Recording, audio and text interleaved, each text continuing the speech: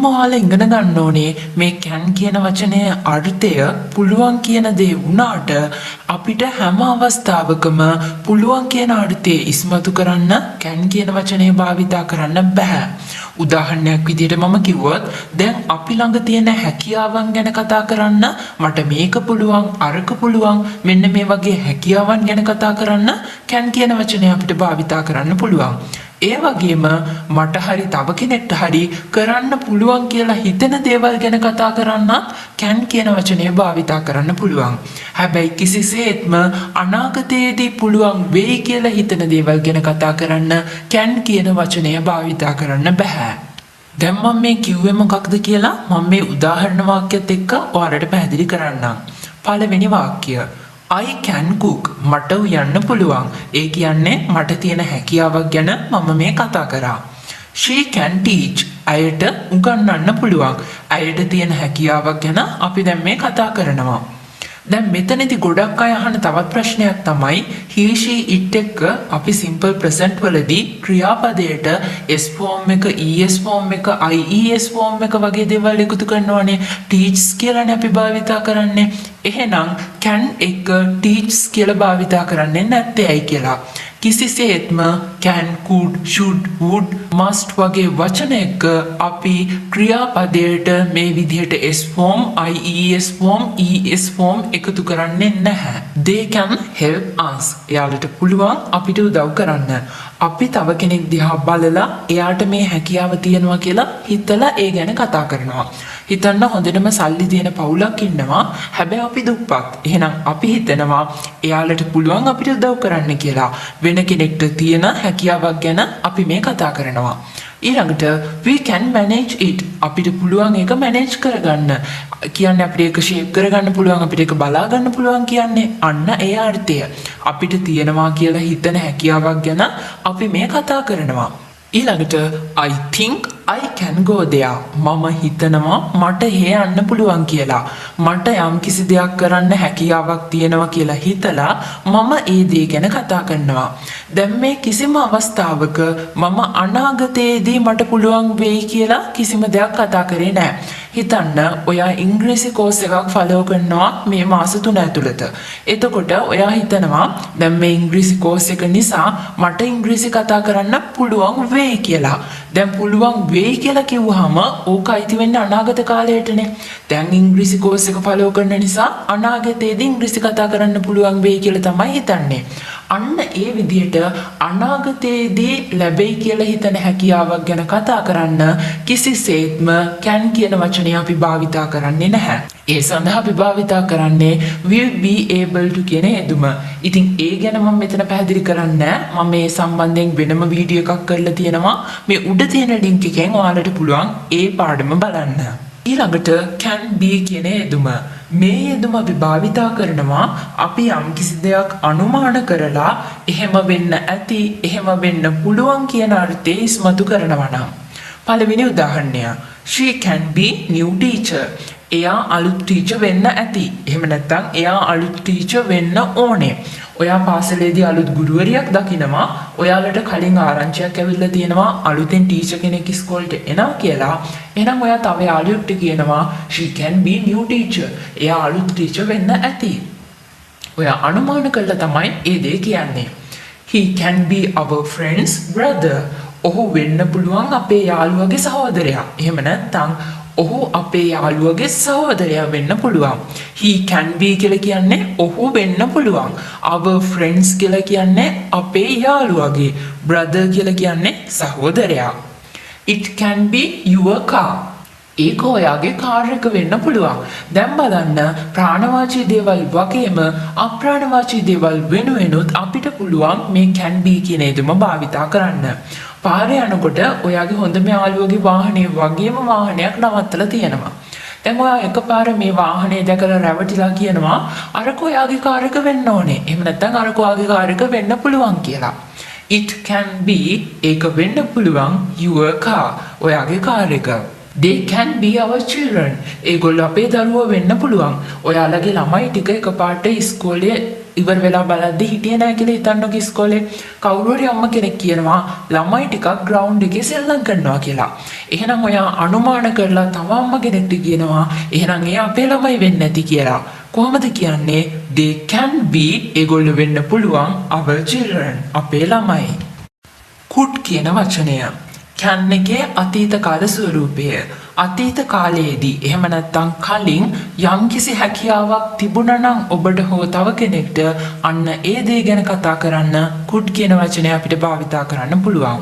she could sing songs before. අයට පුළුවන්කම තිබ්බා ඉස්සර සින්දු කියන්න.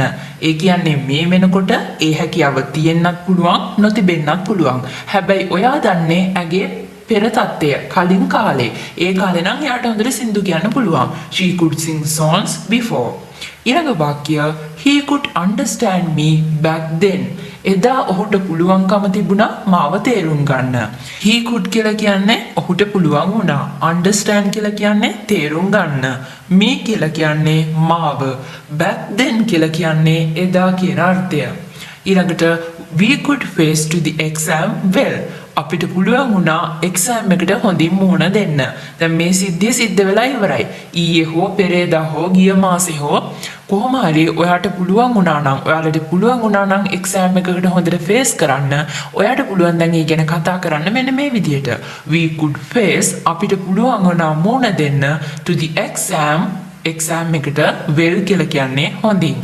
දැන් ඊළඟට සමහර අයට එන ප්‍රශ්නයක් තමයි could කියන එක භාවිතා කරන්නේ අපි අතීත කාලයේ දෙයක් කතා කරන්න නිසා මේ වාක්‍යවල අපි භාවිතා කරන ක්‍රියාපදයට අතීත කාල ස්වරූපයක් එකතු කරන්න ඕනේද කියලා. ඒ කියන්නේ face කියලා ගත්තාම faced අතීත කාල ස්වරූපය, understand කියලා ගත්තාම understood, එහෙම නැත්නම් eat කියලා ගත්තොත් ate. මෙන්න මේ විදිහට අතීත කාල ස්වරූපය එකතු කරන්න ඕනේද කියලා හිතෙනවා. නෑ, එහෙම භාවිතා කරන්නේ නැහැ. could කියන එක අපි භාවිතා කරන්නේ අතීතයේදී පුළුවන් වුණා කියලා කියන්නනේ. එහෙනම් ඒ සමග භාවිතා කරන ක්‍රියාපදය බේස් ෆෝම් එකෙන්, ඒ කියන්නේ present වලින් තමයි අපි තියන්න ඕනේ.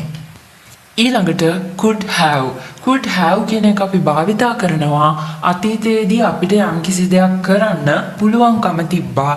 හැබැයි අපි විසින්ම ඒ දේ නොකර මග ඇරියා.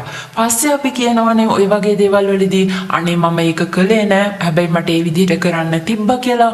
අන්න ඒ වගේ වාක්‍ය කතා කරද්දී අපි could have කියන යෙදුම තමයි භාවිතා කරන්නේ. You could have helped him. ඔයාලට පුළුවන්කම තිබ්බා ඔහුට උදව් කරන්න. ඒකෙන් අර්ථවත් වෙනවා පුළුවන්කම තිබිලත් උදව් කරලා නෑ කියන අර්ථය. You could have ඔයාලට පුළුවන්කම තිබ්බා helped him ඔහුට උදව් කරන්න. මේ could have කියන එකත් එක්ක අපි භාවිතා කරද්දී වාක්‍යයක් අනිවාර්යයෙන්ම ක්‍රියාපදේ තියන්න ඕනේ third form එකකින්. ඒ කියන්නේ past participle form එකකින්. We could have gone there. අපිට එහෙ යන්නයි තිබ්බේ. හැබැයි අපි කියේ නෑ. කාගේ හරි හොඳ මෙයාළුවෙක්ගේ අම්මගේ හරි තාත්තගේ හරි මල ගෙදරට යන්න තියබා. හැබැයි එක්සෑම් එකක් නිසා අපි මල ගෙදරට යන්නේ නෑ කියලා තීරණය කරා. පස්සේ කාලෙක අපි ඔක කතා කරනවා අපිට එහෙ යන්න තිබ්බේ කියලා. We could have gone there. She could have asked it. අයට තිබුණේ ඒක අහන්න. She could have කියලා කියන්නේ අයට යම්කිසි දෙයක් කරන්න තිබ්බා. Asked විමසන්න. it ඒක. එයාට හැකියාව තිබ්බ විමසන්න. හැබැයි එයා ඒ දේ කරේ නැහැ.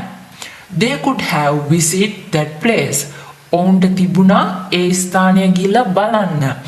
They could have ඔවුන්ට පුළුවන්කම තිබ්බා visit කරන්න බලන්න යන්න that place ඒ ස්ථානය.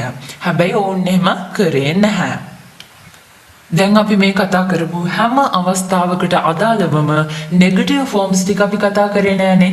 අන්න ඒ නෙගටිව් ෆෝම්ස් ටික දැන් මම මෙතන කතා කරනවා. ඉස්සෙල්ලම මම කතා කරන්න යන්නේ can කියන එකේ නෙගටිව් ෆෝම් එක. අපි හැමෝම දන්නවා can කියන එකේ නෙගටිව් ෆෝම් එක can't කියලා. හැබැයි ඔබ දන්නවා can not කියලාත් අපි සමහර වෙලාවට can't කියන එක භාවිතා කරනවා. ඒ ඇයි? බලන්න මම පැහැදිලි කරනවා. can't කියලා කියන්නේ අපිට යම්කිසි දෙයක් කරන්න හැකියාවක් නැහැ. එහෙම නැත්නම් අපි හිතනවා මේ දේ කරන්න හැකියාවක් නැහැ කියලා. අන්න ඒ වාක්‍ය ගැන කතා කරන්න. I can't talk with you. මට බෑ ඔයත් එක්ක කතා කරන්න. I can't go with him. මට බෑ ඔහුත් එක්ක යන්න. I can't support you. මට බෑ ඔයාට උදව් කරන්න. Actually I can't sing. ඇත්තටම මට ගායනා කරන්න බෑ. දැන් මේ හැම අවස්ථාවකම අපි අපේ නොහැකියාව ගැනනේ කතා කරේ. දැන් සමහර වෙලාවට I cannot sing කියලා භාවිතා කරන්න පුළුවන්. එහෙනම් I can't sing කියන එකේ I cannot sing කියන එකේ වෙනස මොකක්ද? දැන් මෙන්න මේ වගේ අවස්ථාවලට අපි මුහුණ දෙනව නේද කියලා බලන්නකෝ. සාමාන්‍යයෙන් එකම වචනය අපි වෙනස් කරලා කියන අවස්ථාව වල දැකලා තියෙනවද? ඔයා තරහෙන් කාට හරි කියනවා අනේ මට බෑ ඔක කරන්න කියලා. එහෙම නැත්නම් සුවදශීලීව පොඩ්ඩක් ලැජ්ජාවෙන් කියනවා අනේ මට බෑ කියලා. එකම වචනය ක්‍රම දෙකකට අපි ඉදිරිපත් කරා. මට බෑ කියලා කිව්වා. එහෙම නැත්නම් මට බෑ කියලා කිව්වා. අන්න ඒ වගේ අවස්ථාවක් තමයි මෙතනින් ඉස්මතු වෙන්නේ. I can't sing කියලා කිව්වොත් මට ඒ හැකියාව නැහැ කියලා කෙලින්ම කියනවා. එහෙම නැත්නම් I cannot sing කියලා කාට හරි සුවදශීලීව කියනවා. කවුරු හරි පාටි එකකදී වාට කියනවා සින්දුවක් කියන්න කියලා බල කරනවා. එතනදී වා සුවදශීලීව ඒ ඉල්ලීම ප්‍රකාශ කරනවා I cannot sing මට සින්දු කියන්න බෑ කියලා. ඊළඟට could කියන එකේ අතීත කාල ස්වරූපය couldn't. I couldn't believe him. මට බැරි වුණා ඔහුව විශ්වාස කරන්න. She couldn't help me. ඇයට බැරි වුණා මට උදව් කරන්න. They couldn't trust me. ඔවුන්ට බැරි වුණා මාව විශ්වාස කරන්න. He couldn't ඔහුට බැරි වුණා marry that girl. ඒ ගැහැණු ළමයාව විවාහ කරගන්න. Can be කියන එකේ අතීත කාල ස්වරූපය can't be. You can't be my lover. ඔයා මගේ ආදරවන්තයා වෙන්න බෑ. Can be කිව්වොත් වෙන්න පුළුවන්. Can't be කියලා කිව්වොත් වෙන්න බෑ. They can't be new children. ඒගොල්ලෝ අලුත් ළමයි වෙන්න බෑ. It can't be his house. ඒක ඔහුගේ ගෙදර වෙන්න බෑ.